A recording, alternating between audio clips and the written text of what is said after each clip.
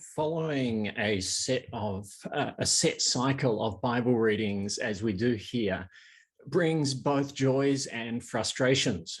The frustrations can be, as Harvey Howlett suggested last week, finding yourself preaching on a week when none of the readings seem to be saying anything to you. It can also be quite the opposite. But for me, the frustrations often have to do with how the readings are divided up. Sometimes it can be really annoying where a reading is cut off.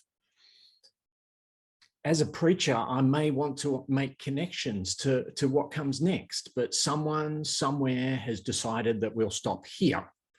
Of course, we don't have to obey, and sometimes I don't. Sometimes, though, it's more perplexing why they went on and didn't stop. And today's gospel reading is one of those. We began with the Pharisees trying to trap Jesus with a bit of a catch-22 question about divorce laws. This results in Jesus making several very positive statements about the permanence of marriage and some consequent negative statements about divorcing your spouse and remarrying. These can be very intimidating words for those of us like me who have been divorced and remarried. This version in Mark's gospel doesn't even offer the exception that Matthew's version provides.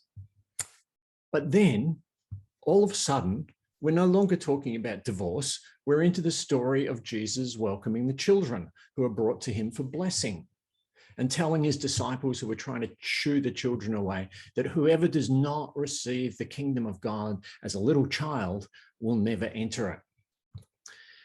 You could be forgiven for thinking that the lectionary compilers were nodding off after lunch when they left those two passages together. And having been at a few of the meetings where decisions about alterations to the lectionary are made, I can assure you that that is entirely possible. In truth, though, as surprising as it may be that the lectionary compilers didn't split these two stories, the fact that remains that the Apostle Mark put them together when he wrote his gospel. And generally, Mark is quite deliberate in the way he relates one story to another. So perhaps there's a valuable truth to be discovered in the juxtaposition of these stories.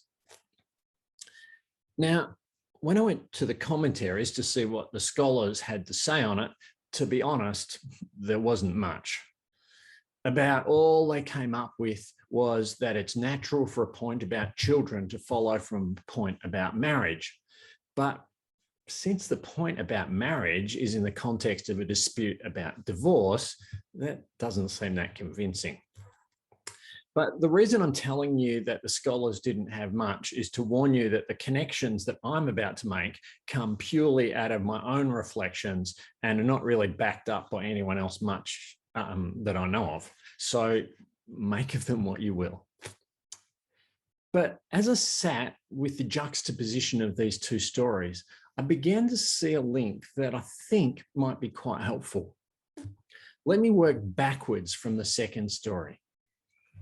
The difficulty with what Jesus says about children in this gospel is that it's rather ambiguous. The construction of the sentence is such that it could quite plausibly mean any of three quite different things. It could mean that you must receive the kingdom the way a child would receive the kingdom, or that you must receive the kingdom the way that you would receive a child, or even that you must receive the kingdom while you are a child. And a good case can be made for each, even the last one. I'm not going to unpack that debate, but I'm going with the first one, receiving the kingdom the way a child does. And you'll see why when I get back to the divorce comments. The picture that we get in this story is of parents coming to Jesus so that he might take the children in his arms and bless them. It's almost a Santa in the shopping center type of picture.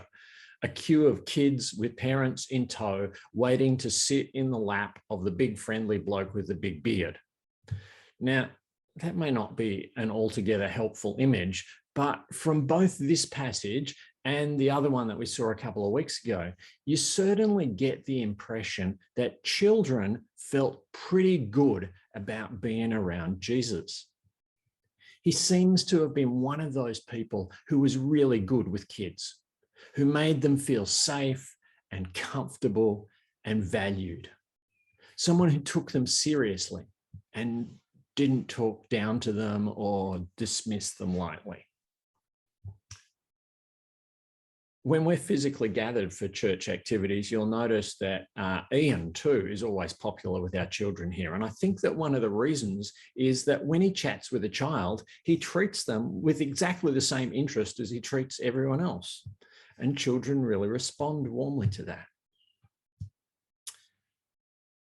I think what we sometimes forget when we're interpreting this passage is that accepting the kingdom of God and accepting the person of Jesus is really one and the same thing.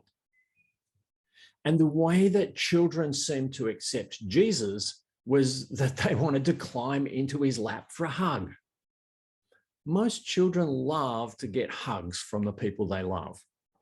And I reckon that picture of a child running up to Jesus for a hug is more or less the image that he's describing as the way that we need to receive the kingdom of God. Just an uncomplicated, joyous, jump into the arms hug. Now, what on earth would that have to do with the argument about divorce? Good question.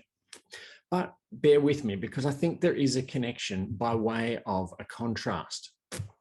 You see, what Jesus has to say about marriage and divorce here does not come up because he thought that this was a good occasion to talk about such things.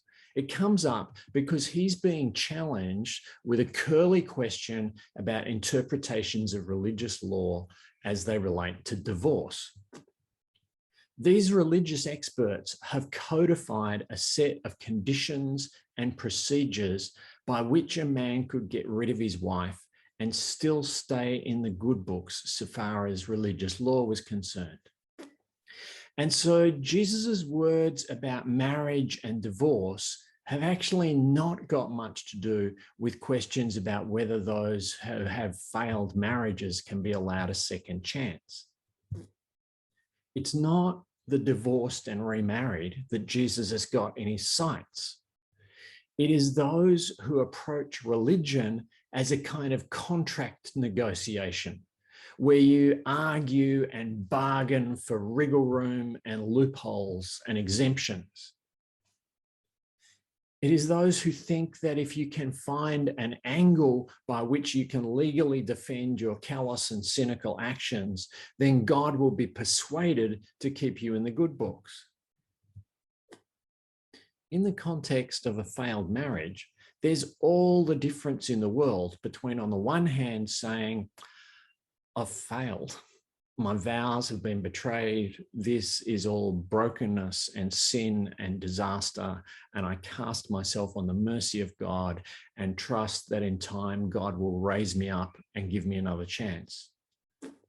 There's all the difference in the world between that and, on the other hand, saying, my marriage has ended, but under the terms laid down in Matthew chapter 19, I have legitimate grounds for divorce, and God is obliged to honor that and allow me this course of action without blemishing my record. It's a little bit like what's going on in the book of Job, from which we heard an extract earlier, because the book of Job is full of wrong ideas about God and the way God deals with us. And most of the book sets out those various ideas in order to declare them wrong by the end of the book.